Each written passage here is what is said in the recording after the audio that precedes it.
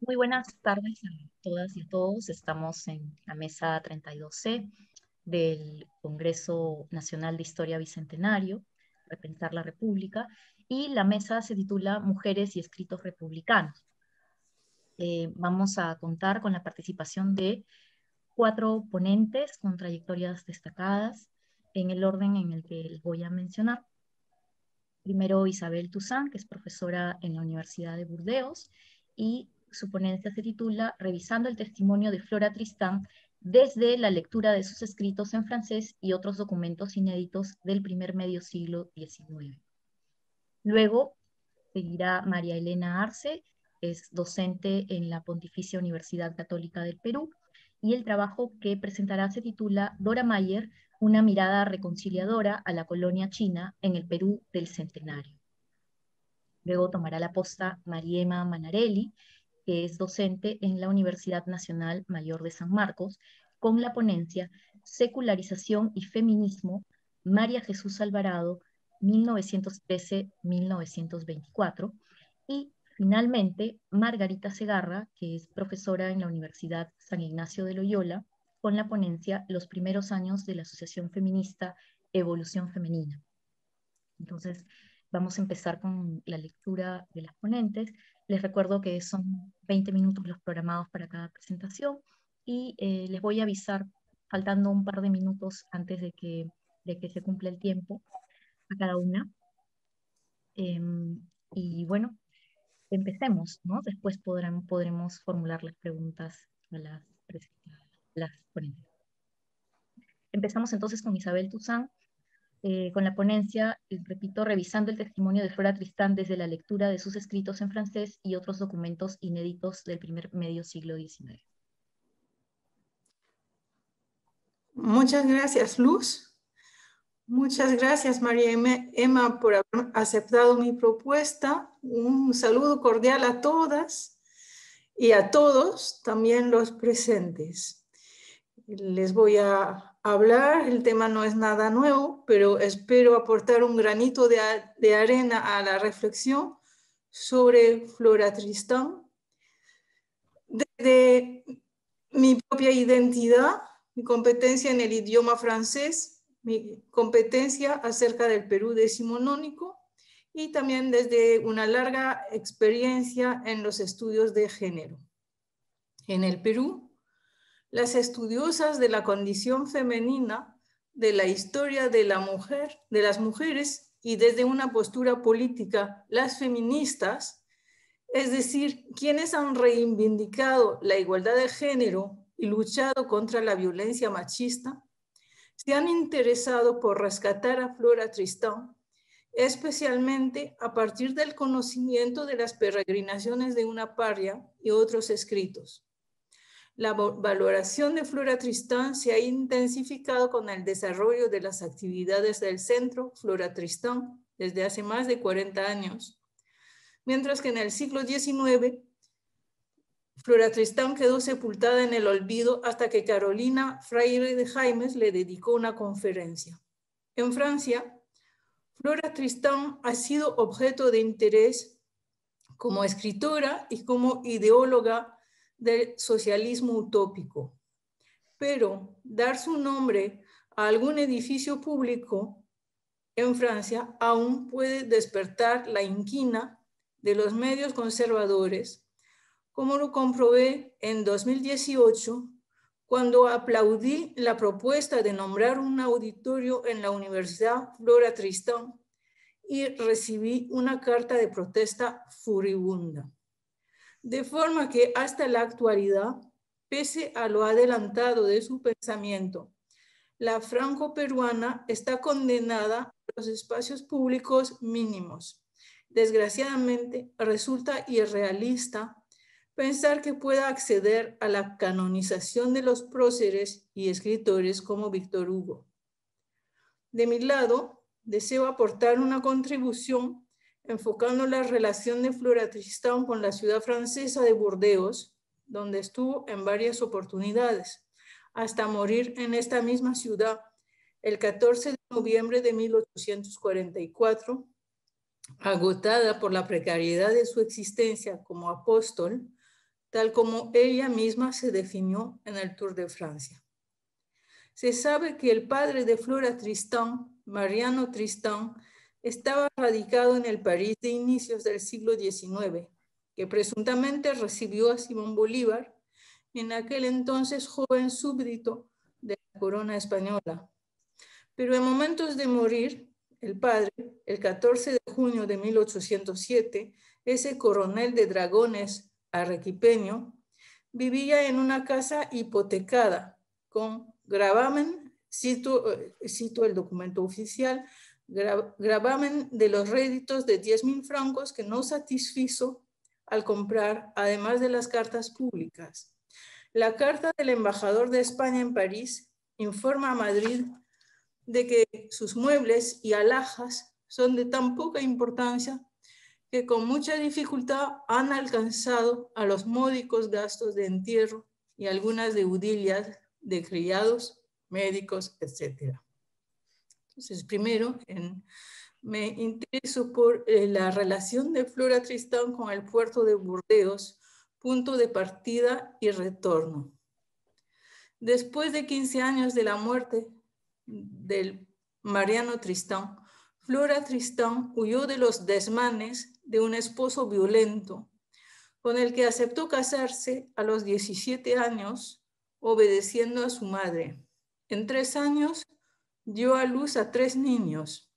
En 1825, después de estos 3 partos, huyó del domicilio conyugal, empezando a trabajar como empleada doméstica, palabra bonita que se halla en francés, gouvernante, empleada doméstica en realidad en una familia inglesa, e inició una vida de inseguros refugios. En 1833, Flora Tristán llegó al puerto de Burdeos para embarcarse en secreto hacia el Perú, en secreto porque no se debía saber que estaba casada y con hijos, para llegar a hacer valer sus derechos ante su tío Pío Tristán. Pío Tristán vivió hasta 1859, mientras que su sobrina murió en Burdeos en 1844. El relato de Flora sobre Burdeos está empapado de los recuerdos de la infeliz experiencia matrimonial fomentada por el Código Civil Napoleónico. Escribe sin tapujos, cito: estaba atada a un ser vil que me reclamaba como su esclava.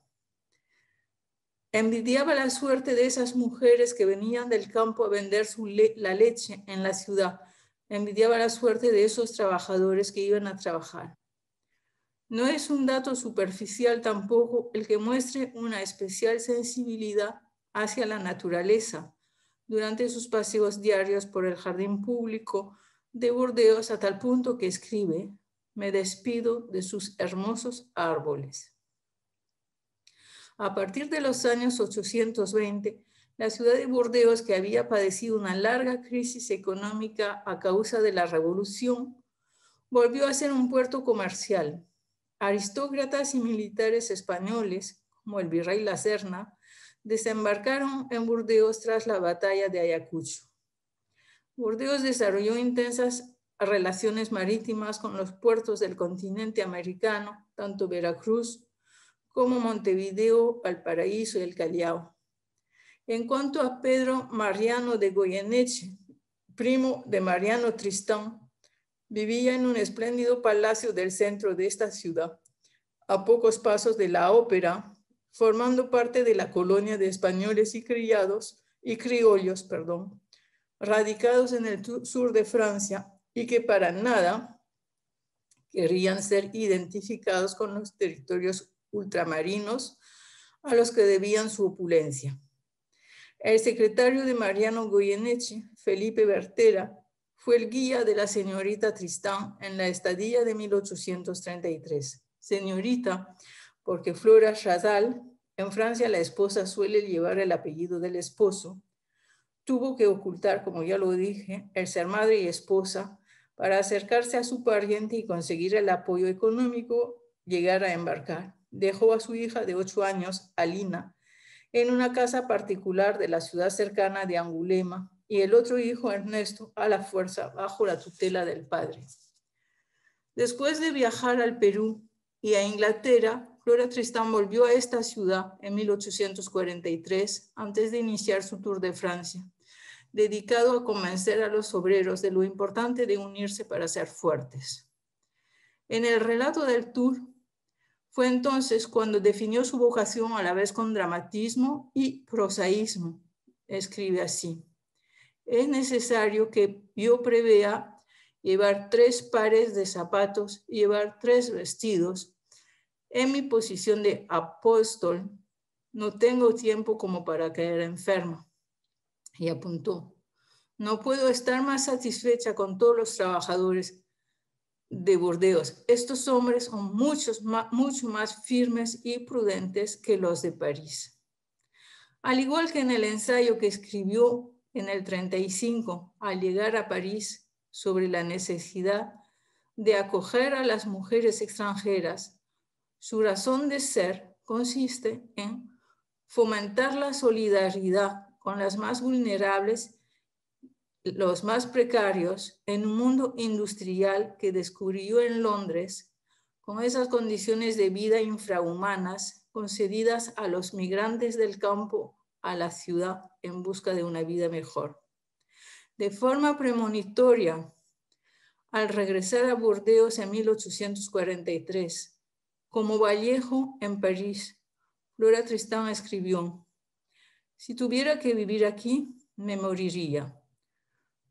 Y agregaba: nunca me he arrepentido de lo que hice durante 13 años, abandonar la vida tranquila, segura y silenciosa, por la vida agitada, precaria y atormentada.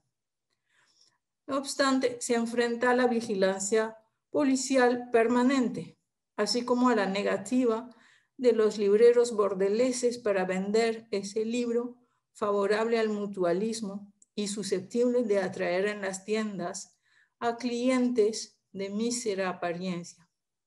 Víctima de un feminicidio en 1838, resulta agotada por la gira de la ciudad, de ciudad en ciudad, predicando la Unión Obrera.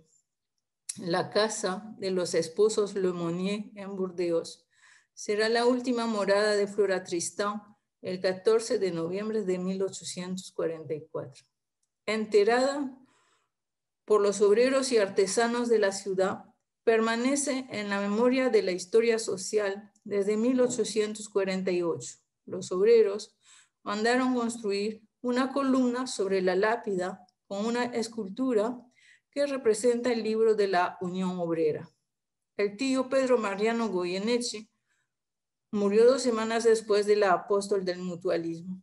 Cada año se recuerda la memoria de Flora Tristán en una romería con motivo del 1 de mayo y el 14 de noviembre, hasta la tumba adornada con una columna quebrada y sin cruz en el cementerio de la Cartuja.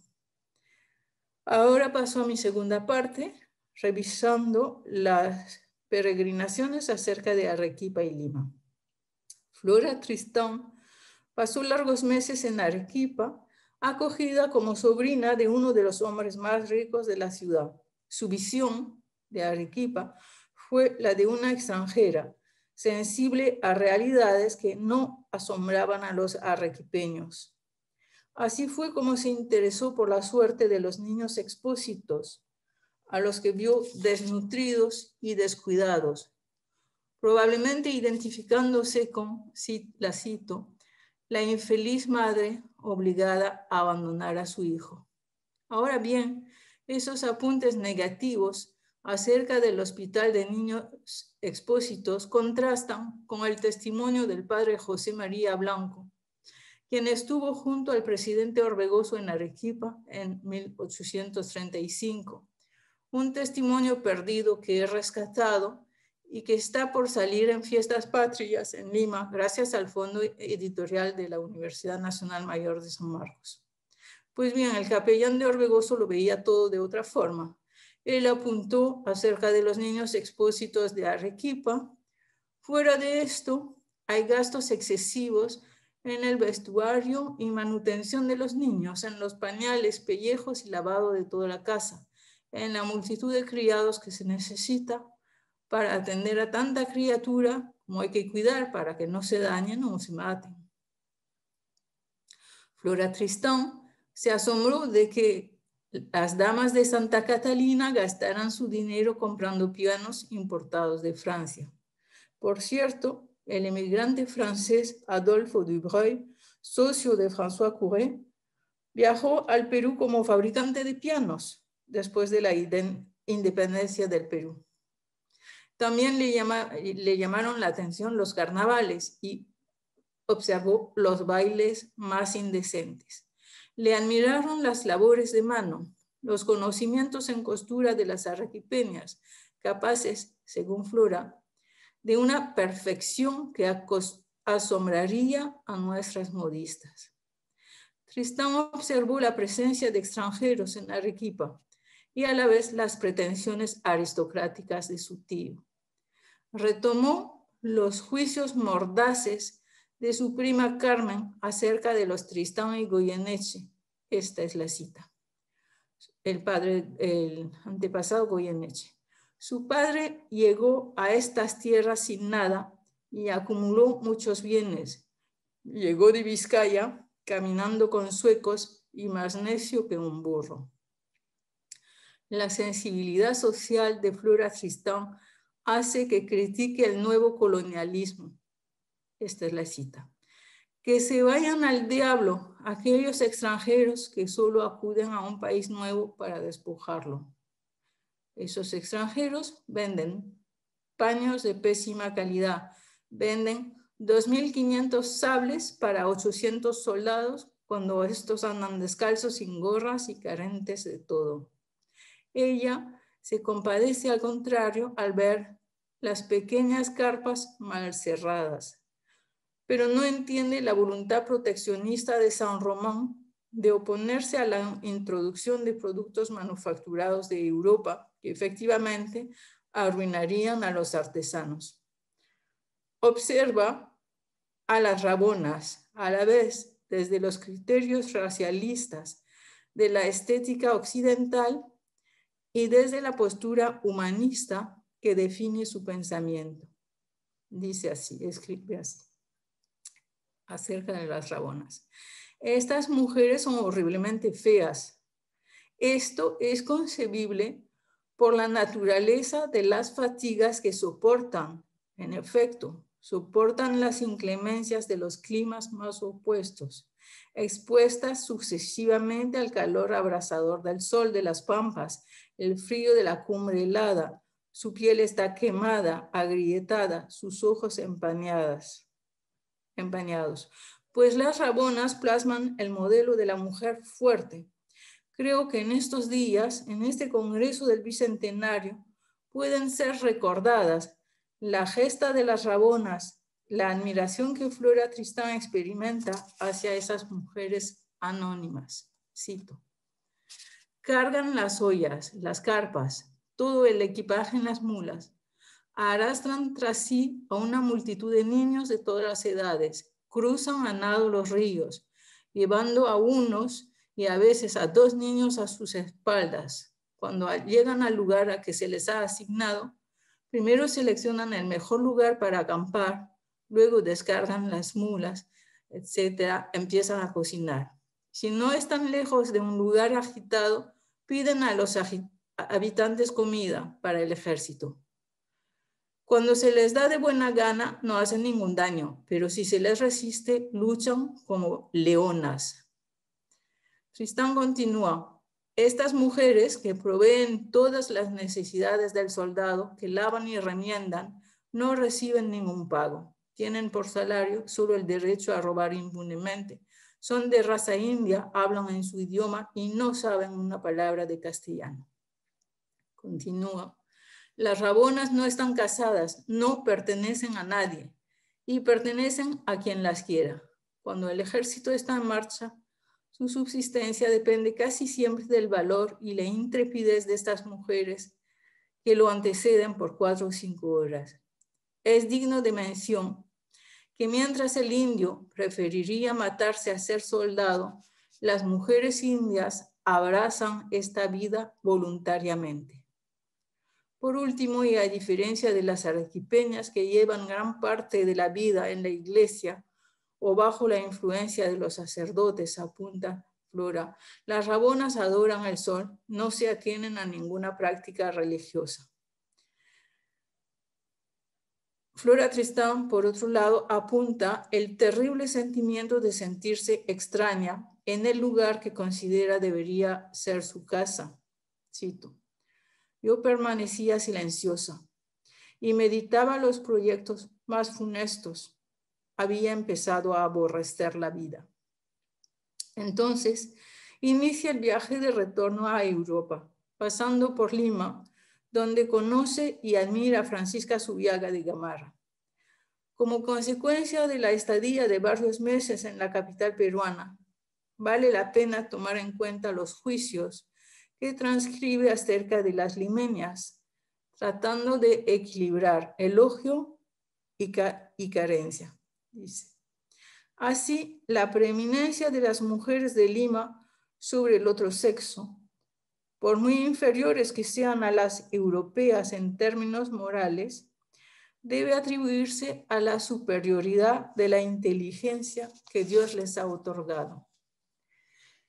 El prejuicio de una superioridad moral de las europeas se contrabalancea con el de la superioridad de la inteligencia de las limeñas, un cumplido a la distancia que no le valió ningún indulto entre los grupos acomodados que tuvo ocasión de frecuentar, comprobando el individualismo y la avaricia de los más acomodados como el propio Pío Tristán.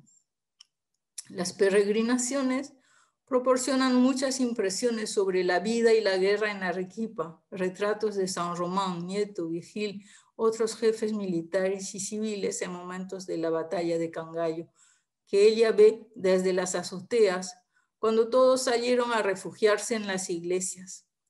La lectura del texto de Tristán, junto con el diario de José María Blanco, completa la información que se puede conseguir en los archivos, especialmente leyendo la prensa y los protocolos notariales, entre otras fuentes. Llego a mi conclusión. Para terminar, quiero recordar que las peregrinaciones de una paria está encabezado con una invocación a los peruanos, tanto más llamativa, en la edición del 38, 1838, tanto más llamativa que la tipografía es diferente. Son unas cursivas muy notables. Y creo que estas reflexiones que encabezan las peregrinaciones son relacionables con el presente mes de julio de 2021.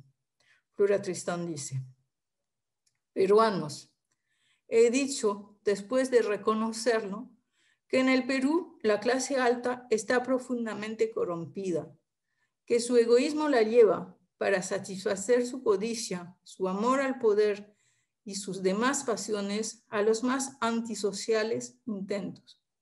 He dicho también que el embrutecimiento del pueblo es extremo en todas las razas que lo componen. Estas dos situaciones han actuado siempre en todas las naciones, una con otra. El embrutecimiento del pueblo da lugar a la inmoralidad de las clases altas, y esta inmoralidad se extiende y alcanza los últimos peldaños de la jerarquía social. El primer texto que publicó Flora Tristán al regresar del viaje, iniciando la carrera de escritora política, fue en 1835 un folleto titulado Necesidad de acoger bien a las mujeres extranjeras, 2 años antes de las peregrinaciones. En este ensayo, Tristán contrasta la fama de elegancia de París con la realidad al llegar. Recuerda los días de viaje, desde la frontera hasta la capital francesa, la mala educación y otros piropos que acosan a la viajera sin lugar propio donde alojarse. La solución que imagina para acabar con esta situación es crear una asociación de socorros mutuos, la Sociedad para las Mujeres Extranjeras, con 3 principios fundadores: virtud, prudencia y publicidad. Publicidad es decir, publicitar, o sea, denunciar públicamente los vicios y a los corruptos. Este será el punto de partida de la vida de Flora Tristán en adelante. Luchar por el proyecto de esta sociedad nueva en un mundo industrial deshumanizador para, la cito, asociarse y aliviar a las masas que sufren y languidecen, incapaces de erguerse. Muchas gracias. Ya terminé. Gracias, Isabel. Pasamos entonces a la siguiente presentación, que es de Marilena Arce, con la ponencia titulada Dora Mayer, una mirada reconciliadora a la colonia china en el Perú del Centenario. Adelante, Marilena. Muchas gracias. Bueno, buenas tardes a todas y todos los que nos acompañan esta tarde. Quiero agradecer especialmente a María Manarelli, a Luz Vargas, a los organizadores del Congreso Nacional de Historia y a todos los involucrados en este evento académico.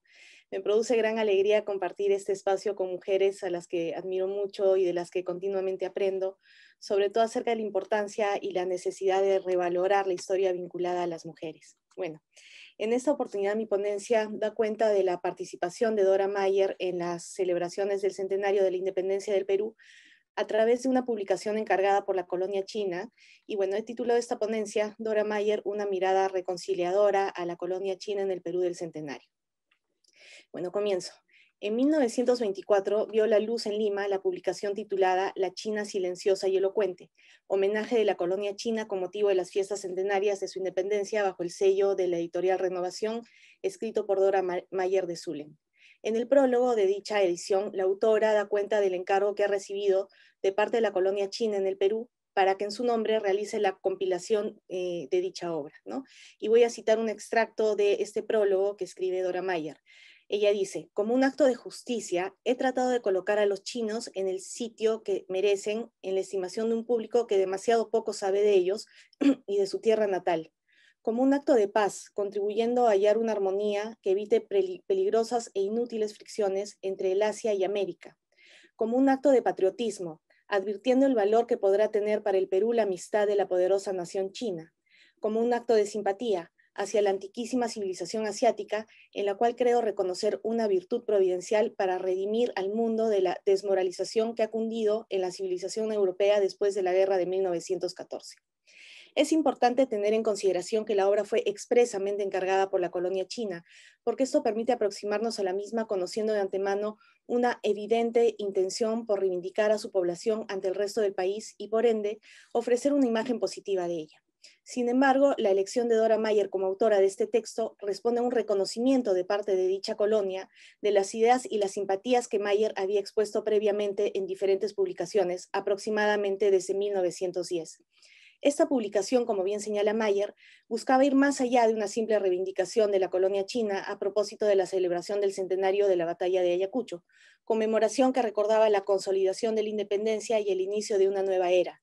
Buscaba además generar un sentimiento de simpatía y amistad que a los ojos de Mayer traería beneficios al país que los acogía. En sus 184 páginas, Dora intentó revertir las innumerables críticas lanzadas en contra de los chinos desde mediados del siglo XIX. Podría llamarnos la atención que la colonia china haya tenido a bien encargar dicha publicación, sin duda importantísima en el contexto en el que se gesta, a una mujer de origen alemán. Pero esto se entiende mejor cuando conocemos más a fondo a la autora y sus escritos a favor de los chinos. Si bien es cierto, antes de 1910 Mayer había asumido la postura antichina que imperaba en Lima, haciendo eco de las críticas y del menosprecio por parte de escritores como Clemente Palma, luego su postura viraría hacia la defensa de dicha colonia. Por otro lado, queda claro también que los chinos buscaron a un intermediario que abogara por ellos ante una sociedad que se había mostrado hostil desde la primera oleada migratoria. Lo europeo gozaba de amplia aceptación entre la élite limeña y es muy probable también que, teniendo esa premisa en mente, la colonia china se decidiera por sufragar un costoso regalo al Perú en el aniversario número 100 de su independencia, encargando una pileta de mármol italiano a artífices de la misma nacionalidad, dejando un legado artístico que podemos apreciar hasta el día de hoy. Es decir, la colonia china buscó en los europeos la manera de establecer un puente hacia el reconocimiento y la aceptación de una ciudadanía criolla que los había venido despreciando por múltiples y muchas veces injustas razones. En el caso puntual de Dora Mayer, sabemos que fue una mujer que tuvo la capacidad de desarrollar una visión crítica de la sociedad en la que se desenvolvió, y esto se debió a su educación, a su entorno familiar y a las circunstancias que le tocó vivir lejos de su tierra natal. En los primeros años del siglo XX, junto con Pedro Zulen y Joaquín Capello, fundó la Asociación Proindígena, lo cual fue determinante en su formación integral. Según lo referido por ella misma en sus memorias, en ese entonces ella era una mujer autodidacta, soltera, de clase media, culta y disciplinada, educada bajo los preceptos de la espiritualidad luterana. Dora nace en 1868 y llega al Perú junto con sus padres cuando contaba con 5 años de edad, pero los lazos con su país natal se mantuvieron debido al marcado aislamiento social a la que se sometió su familia y a las lecturas que su madre le proveyó durante su juventud. Dicha educación y la sujeción a la figura materna en la época en la que ella ya debía haber dejado ese hogar para formar una nueva familia, sembraron en ella, y la cito, un ansia de libertad que me ha conducido a comprender los sufrimientos de los pueblos oprimidos del mundo, a cuya causa debí más tarde dedicar las luchas de mi pluma. Fin de cita. De su padre adquirió la valentía para expresar su opinión y el valor inherente a cada ser humano más allá de su sexo o su estatus social. Simultáneamente, durante los primeros años del siglo XX, surgieron pensadores e intelectuales peruanos que se enfrentaban a un reñido debate sobre el papel de la población peruana en la formación de la nación moderna. Entre estos se encontraban los indigenistas, llamados así porque a pesar de no ser indígenas, abogaban a favor de estos para resolver lo que llamaban el problema indio. Dentro de los debates que se produjeron surgió el tema de la raza y el vínculo de esta con el porvenir de la nación. Circulaban las ideas eugenésicas importadas desde Europa con entusiasmo. La raza, entre comillas, era definida por sus autores en términos biológicos y culturales. Esto quiere decir que existían grupos de seres humanos, razas, definibles por ciertas invariantes genéticas que determinarían sus posibilidades de logro intelectual y moral. Por tanto, las jerarquías sociales tendrían una base biológica, siendo entonces naturales e insuperables, ¿no? Bueno, esta ideología alentó los sentimientos de superioridad de las élites y contribuyó a justificar la exclusión y la marginación de ciertos grupos sociales, como es el caso de los inmigrantes asiáticos. A pesar de que el discurso racista más radical circulaba en voz baja, algunas veces llegó hasta la imprenta. Es en este contexto que surgen los indigenistas en un afán de reivindicar el lugar del indio en la sociedad. Pero en un primer momento, estos mismos indigenistas discriminaron y hablaron de los asiáticos en términos despectivos, utilizando los mismos argumentos que usaban las élites para marginar a los indígenas. Dora Mayer no escapó a esta oleada racista, como comenté al principio. En 1906, Mayer compartía la opinión de que la inmigración china era perjudicial para el indígena peruano. En Apuntes sobre un estudio de la inmigración, escribió lo siguiente, y la voy a citar. Si, por motivo de su abundancia muscular, continuase el afán de importar asiáticos, no podríamos consentir en que la población autóctona del país fuese ahogada por una inundación de mongoles. Guiado el torrente de chinos y japoneses por aquí, ¿quién se daría el trabajo de regenerar al indio peruano? Y sin embargo, sería raro que un padre quitase la vida a sus hijos para dárselos a extraños. Fin de cita. En esa misma publicación, además, describe al asiático como inferior y dañino al país.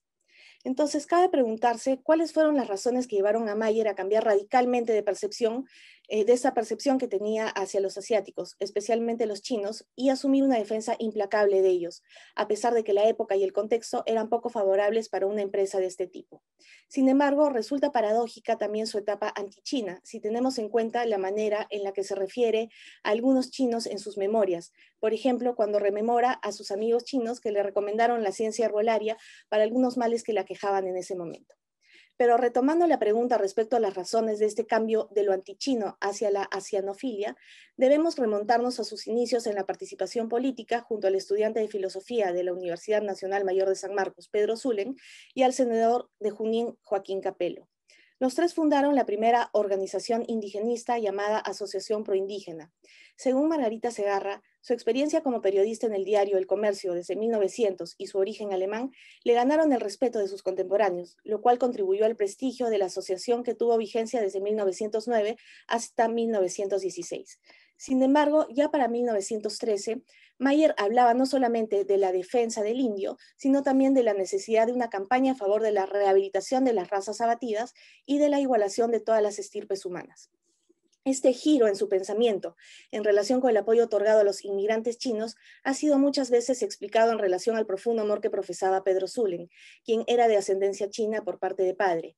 Sin embargo, el propio Zulem nunca escribió ningún artículo en defensa de los chinos, mientras sí lo hacía en defensa de los indígenas, como lo señala la investigadora Katalin Yang-so en un reciente artículo sobre la asianofilia de Dora Mayer. Es más, Zuller permaneció neutral frente a los actos violentos contra la colonia china. Es por ello que esta explicación no tendría mucho asidero y más bien parece utilizarse para desvalorizar la postura de Mayer al llevarla al terreno de lo romántico y así quitarle mérito a su defensa con los argumentos que luego presentaría en La China elocuente y silenciosa. Entonces, podemos sugerir que es evidente que para la colonia china pesaron más sus méritos como periodista y su amplio historial en la defensa de los asiáticos desde 1910 y luego la defensa que asumiera junto con Miguelina Costa de Cárdenas desde 1917 en la revista semanal La Crítica, al justamente criticar a la sociedad peruana por tener prejuicios contra los asiáticos y querer tener una inmigración blanca. Mayer acogió el encargo con satisfacción y trató en todo momento, y apelando algunas veces a argumentos insostenibles, de convencer a los lectores de que los inmigrantes chinos representaban un aliado a futuro y que seguir con su actitud con una actitud discriminatoria implicaría serios peligros para la sociedad peruana, ya que la China se proyectaba como el país potencialmente poderoso. En ese sentido, podemos decir que Mayer supo reconocer en el destino que tendría China muchos años antes de que este país alcanzara el lugar prominente que detenta hoy en día. No podemos dejar de reconocer el mérito de Mayer, de esta visión profética que supo prever el futuro de un país que en su momento parecía víctima del más profundo atraso. El tono del libro es claramente paternalista, lo cual hace pensar que probablemente haya usado el mismo estilo que adoptaron los indigenistas para defender a los indios. Recordemos que los inicios de Mayer como defensora de las clases menos favorecidas se dio con la ya mencionada Asociación Proindígena. En esa misma línea, Mayer advierte también un marcado paralelismo entre los indios y los chinos en el sentido de que se les atribuye el haber sido explotados por las clases poderosas para generarles a estas riquezas de las cuales ellos no gozaron, pero asegura de que el destino se encargará de vengarlos por sus penurias. Otro aspecto a resaltar en el libro de Mayer es la analogía persistente entre la inmigración china a Estados Unidos y la inmigración china al Perú. Si bien es cierto, en ambos países se produjeron oleadas migratorias similares, primero de culíes debido a la urgencia de mano de obra y posteriormente migraciones de chinos con una mejor instrucción, no llega a ocultar su profunda vocación antiimperialista. Es evidente a lo largo de su texto su postura en este sentido, y voy a citar una línea. Y son los peruanos que quieren ejercer sobre el chino la misma injusticia que aquellos que reciben de los inmigrantes capitalistas de Norteamérica. Fin de cita. Una de las ausencias en el libro de Mayer está relacionada también con las acusaciones que se le hacía a la población china a principios del siglo XX. Las acusaciones más frecuentes giraban en torno a la falta de higiene, que podía derivar en enfermedades y plagas, sobre los miasmas que se producían debido al consumo del opio y sobre la preparación de sus alimentos que además solían ofrecer al público, sin contar con el peor problema, es decir, el vicio por los juegos de azar que implicaban apuestas y que atraían a gente ajena a la colonia china. Mayer le dedica muy pocas líneas a describir en toda su extensión estas duras acusaciones y cuando lo hace trata de justificarlas con argumentos singulares, como por ejemplo cuando habla de la falta de higiene de los chinos dice lo siguiente, y voy a citarla. Quien el aseo del push, la puntualidad y el riguroso principio de un angloamericano pasa directamente a la compañía de un chino, aunque sea en un charco de desaseo, es capaz de sentirse más feliz en el charco que en el frío apático aseo de la raza contraria, porque al fin y al cabo entra en un ambiente más benévolo. Bueno, valga decir que muchas de las acusaciones hechas a los chinos eran exageraciones. Por ejemplo, cuando a principios del siglo XX se produjo un brote de peste bubónica, se le asoció a la suciedad y miseria en la que estos vivían, cuando en la realidad el número de chinos que fallecieron por esta causa fue muy bajo. Sin embargo, la peste era utilizada como estigma social y los chinos no escaparon a esta estigmatización. Tal fue el rechazo que se suspendió por 2 años la inmigración hasta 1924, justamente mientras Dora escribía la publicación encargada. Tampoco hace ninguna mención a los altercados que ocurrían entre los propios chinos. Humberto Rodríguez, en un artículo titulado La calle del Capón, el callejón Otaiza y el barrio chino, asegura que con alguna frecuencia se producían disputas entre ellos y que esos altercados tuvieron todo tipo de carácter. Por ejemplo, por asuntos de mujeres, problemas relacionados con los negocios, robos entre ellos, y señala incluso algunos de estos desacuerdos tuvieron consecuencias lamentables con heridos y muertos acuchillados.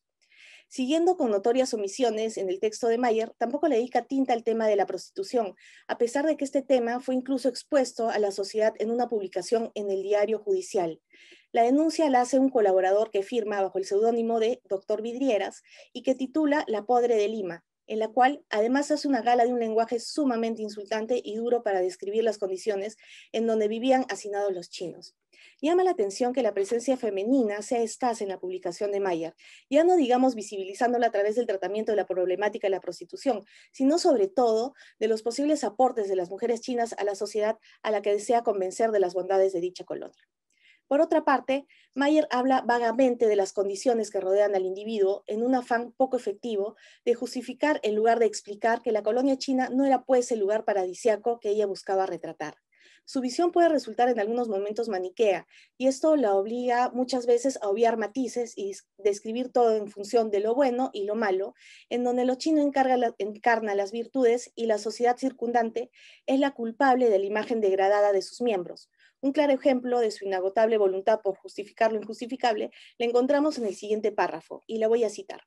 El Código de Leyes de la China es sabio, moderado y justo, con excepción de la licencia de torturas a los testigos para arrancarles declaraciones. A este último respecto, se ha observado que la justicia china se diferencia de la justicia en muchos países en la franqueza con que admite recurrir a este medio. Fin de cita.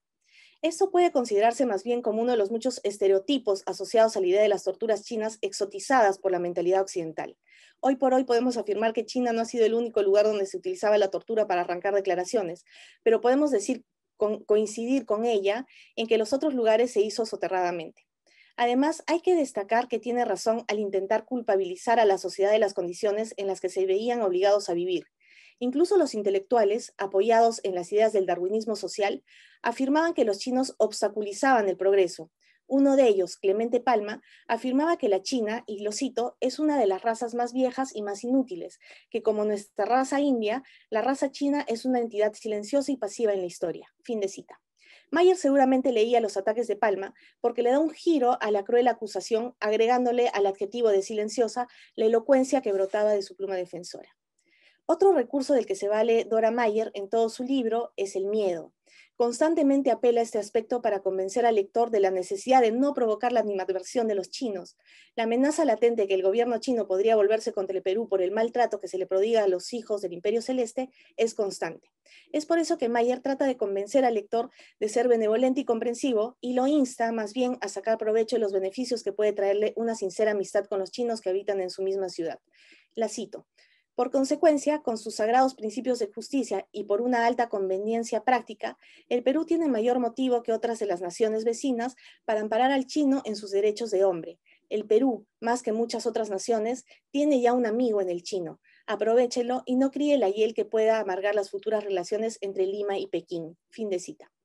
Sin embargo, la autora se cuida bien de no hacer mención alguna a la participación de los chinos en la Guerra del Pacífico, ya que la hostilidad hacia la colonia china creció a causa de la colaboración de algunos chinos fugitivos al ejército chileno. Tal vez Mayer no quería reavivar ese episodio y por ello tampoco se molestó en justificarlo. Además, recordemos que también Basadre decía que se ha exagerado mucho la colaboración de los chinos en el ejército chileno. Calcula que fueron alrededor de 2.000 los chinos que colaboraron, pero que no combatieron y tuvieron más bien labores de apoyo logístico. Los chilenos desconfiaron de los chinos porque hubo muchos que fueron properuanos. Menciona también una batida en el teatro chino en la que detienen a 500 de ellos en Lima y condenan a muerte a algunos. Pero bueno, en la parte final del libro, Mayer enumera las razones por las que se puede considerar que a la China le espera un futuro promisorio, del cual podría beneficiarse en primer lugar el Perú por albergar a una de las colonias chinas más extensas del mundo.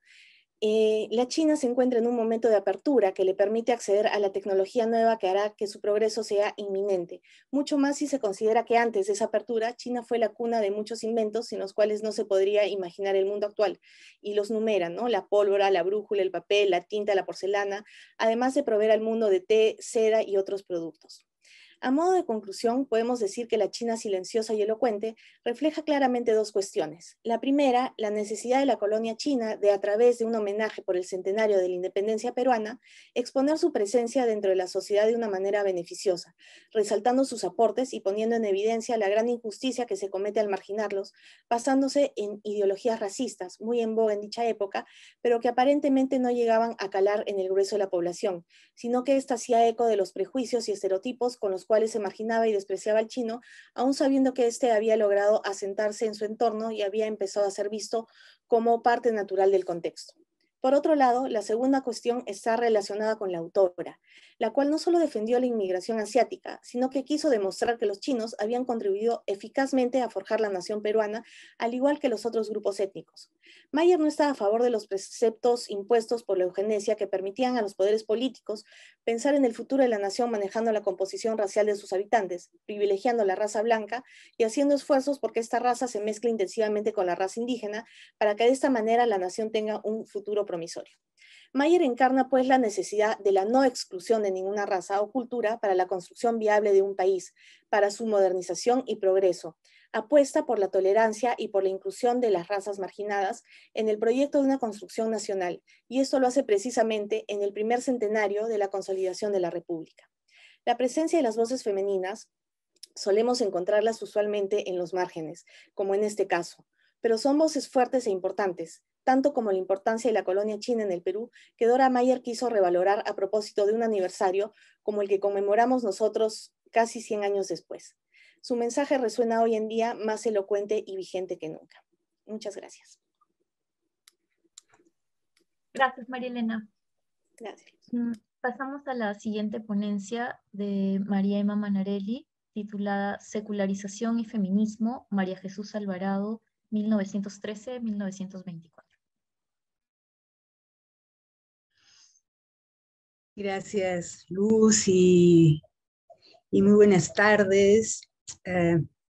Comparto la satisfacción de María Elena por compartir esta mesa con ustedes.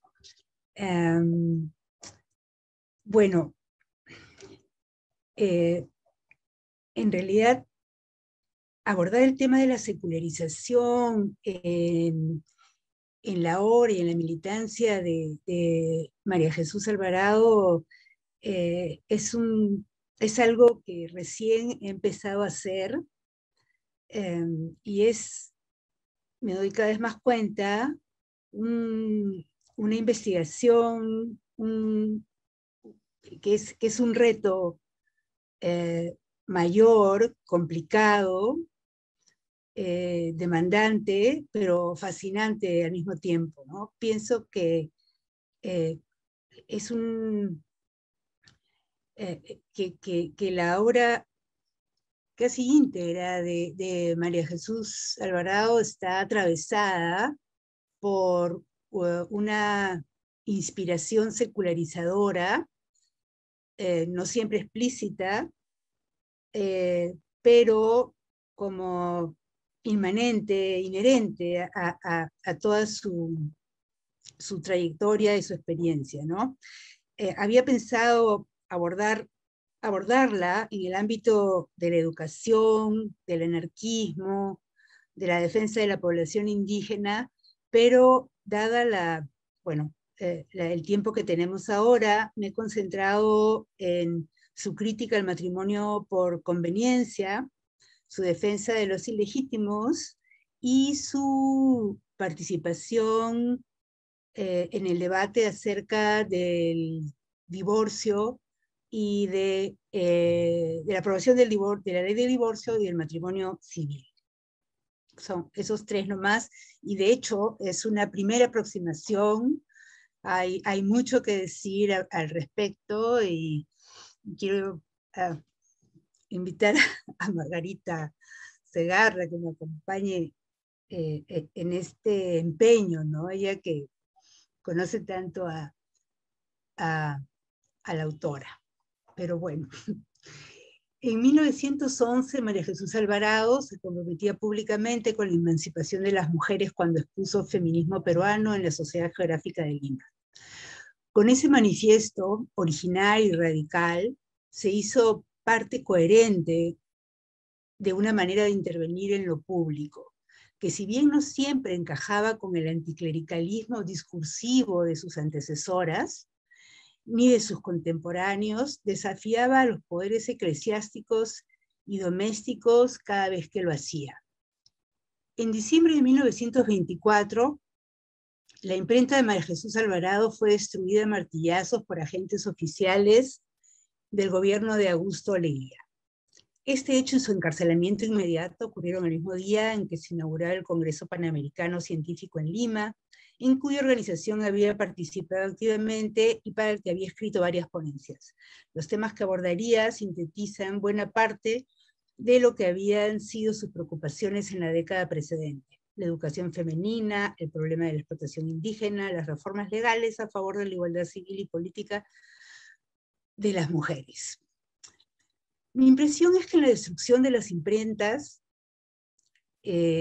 recordemos que la de Clorinda Mato corrió la misma suerte en manos de los montoneros pierolistas en 1895, se expresan los amenazados dominios domésticos en la medida en que éstas simbolizan la ampliación de la cultura pública, lo que a su vez suponía la contención de aquellos. La destrucción de ese medio de comunicación pone de manifiesto una tensión particular entre la escritura femenina, que podía tener efectos en la legitimación de la ley, de la voz laica, y la palabra eclesiástica, nerviosa siempre ante formulaciones que podían poner en cuestión su hegemonía en la regulación de la sexualidad sobre todo. Aquí las tensiones del periodo. Desde el cambio de siglo, el Estado daba muestras de superar su naturaleza patrimonial, modernizando algunos aspectos de su funcionamiento. Los caudillos militares perdían parte de su belicosidad y de su legitimidad para ejercer la autoridad pública, y la atmósfera del país mostraba avisos de secularización. La libertad de culto se aprobaba en 1915. Años antes, en 1908, las mujeres consiguieron ingresar a las universidades prescindiendo del permiso de los poderosos. Se reducía así la autoridad patriarcal y se reforzaba la libertad femenina. Ya no dependían de esa venia para transitar la educación superior. Las mujeres de distintas clases sociales empezaron a intuir horizontes vivenciales diferentes a aquellos vividos por sus madres. Cada vez más abandonaban los ambientes domésticos para enrolarse al trabajo. De manera más formal que antes, tanto en el caso de las obreras como de aquellas que se animaron, desafiando los prejuicios de la época y los riesgos, a emplearse como preceptoras, oficinistas y en casas comerciales. A esto se sumó un hecho crucial: el interés de las mujeres en una gama diversa de asuntos relacionados con la educación en general y la escuela en particular. No obstante, una parte considerable de la población vivía avasallada por la servidumbre. Además, ni las mujeres ni los analfabetos, que eran muchos y sobre todo indígenas, y muchas, podían ejercer un conjunto de derechos ciudadanos, entre ellos el voto. A eso se agrega que en las décadas primeras del siglo XX estaba aún vigente el Código Civil aprobado en 1852, en el que las mujeres seguían figurando como incapaces relativas. Es decir, necesitaban permisos especiales de sus parientes masculinos para llevar adelante acciones elementales como trabajar, vender y comprar bienes y administrarlos. Esta tutela patriarcal las excluía de toda participación política. Además, dicho código, y esto es bien importante, había adoptado el derecho canónico para todo lo relativo al indisoluble matrimonio. Es decir, la mujer debía someterse al marido, le debía obediencia y recibía supuestamente de éste protección. Eran los términos vasalláticos del vínculo conyugal con los que las élites republicanas se sintieron cómodas, identificadas, tranquilas. Los estándares eclesiásticos que regulaban la sexualidad y la violencia se combinaron con orientaciones provenientes del derecho romano, como la patria potestad, que excluía a las mujeres de decidir sobre su descendencia y reforzaba su subordinación como cónyuge y como hija. Por último, el Código de 1852 avalaba prescripciones emanadas del Código de Honor, donde las mujeres tenían como fuente de estatus sobre todo la virtud sexual. Además, el derecho canónico Del derecho canónico provino la distinción entre legítimos e ilegítimos que alimentaba desigualdades y estigmas. Anarquistas médicos y educadoras le dieron continuidad a la crítica anticlerical desplegada en el Perú decimonónico y afinaron sus argumentos, desafiando actitudes y regulaciones propias del régimen tutelar. La medicina había ganado reconocimiento y los preceptos de la biología inspiraban cada vez más las explicaciones del comportamiento de las personas y del funcionamiento de la sociedad, restándoles supremacía a las religiosas. Los médicos ocuparon cada vez más cargos en la administración del Estado, y aunque con gran ambivalencia y a veces timidez, algo redujeron su inclinación confesional. Los grupos anarquistas enfilaban sus críticas contra las bridas clericales enclavadas en el orden familiar y percibieron los preceptos eclesiásticos como propios de un orden burgués y convencional que inhibía la libertad.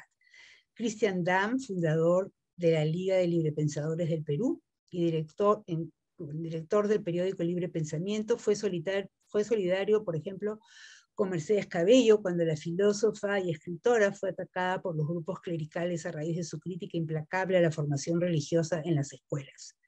Sin duda, además, hubo coincidencia de pareceres y afinidad de principios entre la postura anarcosindicalista y en particular Dam y las mujeres como Alvarado respecto al matrimonio civil, al divorcio y la educación femenina y laica. Además, Alvarado, como representante de Evolución Femenina, escribió en la revista anarquista La Protesta a propósito del asesinato de las mujeres huelguistas en Huacho en 1917. Estas convergencias ayudan a entender su cercanía con la abogada anarquista Miguelina Costa, afín en varios intereses a Dora Mayer, con la que Alvarado compartió su militancia a favor de los derechos indígenas. Bueno, estas últimas alusiones son pertinentes a propósito de los temas que no voy a desarrollar aquí, pero me parecía importante mencionarlas, ¿no? Y bueno, además me he inclinado cada vez más, me ha traído cada vez más ver también las relaciones, ¿no?, que María Jesús va construyendo, estableciendo, ¿no?, con los distintos grupos, con las organizaciones, con los movimientos, ¿no?, y realmente trama la modernidad en ese vincularse, ¿no?, que la aleja además de lo que son, digamos, los grupos familiares y los grupos de creencias, ¿no?, religiosos. Entonces, es como un agente muy, muy activo, ¿no?, en relación a cómo se construyen los vínculos en esa época donde tantas nuevas organizaciones y sujetos están emergiendo y creciendo, ¿no? Pero eso no lo voy a presentar acá, por ahora, en otro momento. Bueno, entonces pasamos a la autonomía de las mujeres y los matrimonios por conveniencia.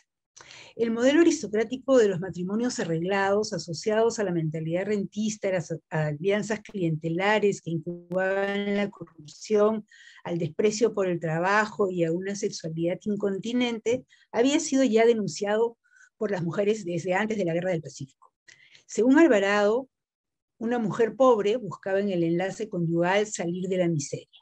Si era rica, prefería como marido un administrador de sus bienes, un compañero de diversiones, un hombre que aumentara su prestigio. Por su parte, el hombre se casaba por placer, para tener quien le cuide, por conveniencia social, por acaparar una fortuna. Esto tenía una explicación para ella, para Alvarado, ¿no? La familia y el círculo de relaciones forjaban el ideal conyugal, desconociendo afectos y voluntades juveniles. La evolución, sostuvo Alvarado, perfecciona la especie y el instinto se convierte en sentimiento. No obstante, se insistía en asignarle a la mujer el rol reproductor, criterio con el que padres, amos y jefes negociaban la alianza matrimonial. Cito, Alvarado: de nuestras abuelas, el 90% han ido al matrimonio obedeciendo el mandato imperioso de los padres. Cierro.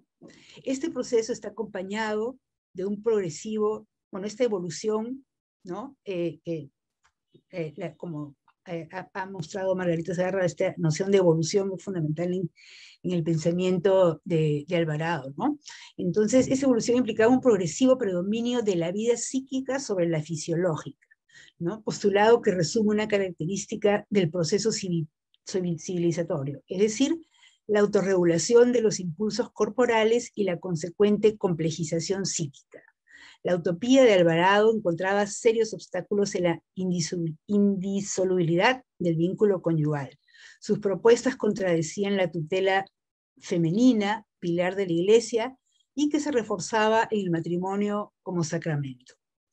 De acuerdo al ultramontano Gonzalo Herrera, el divorcio iba contra la naturaleza del matrimonio, las comillas, sociedad perfecta y fundamento de la sociedad pública, vincula a dos familias, crea derechos, funde el parentesco, produce frutos igualmente vinculados a ambos padres. Cierro comillas. Esta definición de la conyugalidad desconocía la opción personal. Muestra que en ese tiempo primaba la inclinación a asociar matrimonio con unión de familias más que de individuos. Y esto era, digamos, esta omisión, este desconocimiento de la opción personal era lo que Alvarado consideraba pues un atentado, ¿no? contra la libertad. De acuerdo a Alvarado, la liberación femenina pondría en jaque el matrimonio por conveniencia. A diferencia de lo que la mayoría conservadora pensaba, la emancipación de las mujeres no traería la disolución de la familia. Trataba ella de convertirla en el espacio del amor. La democracia, los principios de libertad e igualdad a los que la educación de las mujeres les era inherente, acabarían con las odaliscas voluptuosas, las pacientes bestias de carga, las figuras de salón y las simples reproductoras de la especie. El derecho canónico y la desigualdad, los ilegítimos. Cuando la Iglesia cristiana convirtió el matrimonio en sacramento en el siglo XII, en arduo conflicto con los señores guerreros, se creó la categoría de los ilegítimos, que aludió a los nacidos fuera de la unión sacramental. Bueno, y al mismo tiempo, como dice George Suby, les dejaba una puerta falsa, ¿no?, a los hombres para la mantención de sus concubinas. Pero en fin, pues no había podido del todo la Iglesia domesticar, ¿no?, a los nobles guerreros, ni tampoco a sus propios sacerdotes, ¿no?, en términos de la imposición del celibato. Pero bueno, entonces no podían ser reconocidos como herederos ni del patrimonio ni del prestigio del linaje. El Concilio de Trento, en el siglo XVI, reafirmó el sentido de ese estatus y la desigualdad entre estos y los legítimos. Se perennizó en los territorios coloniales. Como señalamos antes, el Código de 1852, al asumir el derecho canónico como regulador de la conyugalidad, implantó en el Perú republicano esa línea clasificatoria. Bueno, que duró hasta la década del 60 prácticamente del siglo XX en el Perú, ¿no? Las relaciones extraconyugales y sus distintas variaciones, por otro lado, seguían siendo parte sustancial de la vida de los habitantes de la ciudad. La extraconyugalidad y su resultado de la ilegitimidad tienen una estrecha relación con el balance de poder entre hombres y mujeres y prosperan en la medida en que la opinión de estas tiene poca influencia en el mundo público. Era el caso de la sociedad limeña a principios del siglo, donde todavía las mujeres no tienen derecho al voto e ingresan a duras penas al sistema educativo. La autonomía femenina solo se asomaba. Juan Bromley, uno de los estudiosos de Lima y adverso a la aprobación del divorcio, se había dedicado a observar y a escribir sobre la situación de la infancia, la familia y el concubinato en la ciudad. Digamos, en la década del 10 y del 20 en el siglo XX, ¿no? Como muchos otros, se fijaba en la primacía del concubinato en contraste con el matrimonio formal. De acuerdo a las estadísticas que manejaba, en la ciudad de Lima, de cada 100 nacimientos, solo la mitad correspondía a los legítimos. Por otro lado, los liberales asociaban la escasez de matrimonios y la multiplicación de filiaciones ilegítimas al monopolio religioso de las regulaciones nupciales. Atribuyeron la baja nupcialidad al cobro de los derechos parroquiales y la incomodidad de las confesiones previas que exigía el sacramento. Las mujeres también se interesaron por el asunto de los hijos ilegítimos y el estigma que recaía sobre estos en la sociedad limeña de la época. María Alvarado, por ejemplo, en 1923, a raíz de la reforma del Código Civil, defendía los derechos de los ilegítimos al alimento y a la educación. O sea, en contra de las posiciones de la Iglesia, ¿no? Que subrayaban tal diferencia, tal exclusión y la estigmatización de los ilegítimos, ¿no? Y por supuesto de sus madres, no tanto de sus padres. O sea, ella invirtió sus esfuerzos en la defensa de los derechos de los hijos extramatrimoniales y abogó para que se establecieran pruebas de paternidad. Bueno, el debate sobre las jurisdicciones de la sexualidad. Los debates en torno al divorcio absoluto y el matrimonio civil fueron el clímax de un proceso complejo y rico en nuevos protagonistas con sus propias opiniones sobre la vida y la sociedad. Los enunciados igualitarios, a pesar de estar entrampados en los paradigmas de una sociedad jerárquica y la cada vez mayor presencia de mujeres en los espacios públicos de la ciudad, ponían en tela de juicio las formas tradicionales de sometimiento. Una de las características de este proceso fue la aparición de un discurso laico sobre la sexualidad. Si bien estas tendencias encontraron serios obstáculos para su consolidación, la aparición de estas referencias extradomésticas dio lugar a la elaboración de importantes argumentos contra el orden tutelar. Dicha controversia pública en 1918 y 1920 descubrió las insuficiencias de la jurisdicción estatal y se expresaron los cauces creados por la prédica vanguardista femenina, que además se había inclinado cada vez más hacia el feminismo de modo explícito, como fue el caso de Alvarado, ¿no? Para los diputados ultramontanos, el matrimonio civil suponía la descatolización del Perú y por ende la ruina de la patria. Consideraban aberrante que el sacramento fuese reemplazado por el oficio de un alcalde en nombre de la ley, que un juez de provincia al que miraban con desprecio fuera la autoridad en materia conyugal y desplazara al obispo diocesano era inconcebible. Los conservadores defendieron a rajatabla el carácter sacramental del matrimonio. Eran las costumbres y los preceptos eclesiásticos los encargados de organizar los vínculos entre las personas. El sexo sin sacramento era sucio, una aberración que denigraba a las mujeres. Y de esa mancha solo podía redimirlas esa institución religiosa. Eso significó el descrédito de la autoridad cívica en la regulación de la conducta. Esto es bien interesante, esta coincidencia en la retórica ultramontana clerical, en el desprecio de la ley escrita, de las instituciones públicas y de las mujeres, ¿no? Ahí hay una tríada sobre la que hay que regresar y profundizar en ella. Creo que nos puede dar muchas claves para entender tanto el Perú de la época y los conflictos entre los clericales, la postura de la Iglesia y las propuestas laicas y secularizadoras, ¿no? Pensaban que el matrimonio el matrimonio civil perjudicaba gravemente a la mujer. Fue el argumento que los clericales desde fines del siglo XIX sostuvieron para combatir su legalización. Pensaban que la naturaleza espiritual y religiosa con que el cristianismo había investido a la conyugalidad rescataba a la mujer de su condición de esclava, de objeto de las pasiones. Para los críticos del divorcio, lo femenino era lo débil, lo menor, lo inferior, lo lamentable, y lo que necesitaban las mujeres era protección, y se las daba el matrimonio, pero el indisoluble que solo garantizaba la Iglesia Católica. En contraste, la ley y la libertad, lejos de darles consuelo, que sí podían encontrar en los clérigos, las denigraba. Tal compulsiva admonición ocultaba el horror ante la opción femenina por un lado y el afán de control por el otro, dos piezas del engranaje eclesial. Un hilo conductor, entonces, de la retórica, como decía, del tutelaje clerical, Una de sus líneas más perfiladas fue la denigración de las mujeres, su debilidad y su naturaleza infantil, pueril. El contraste con las posturas de las mujeres vanguardistas, y en particular la de Alvarado, no podía ser más marcado.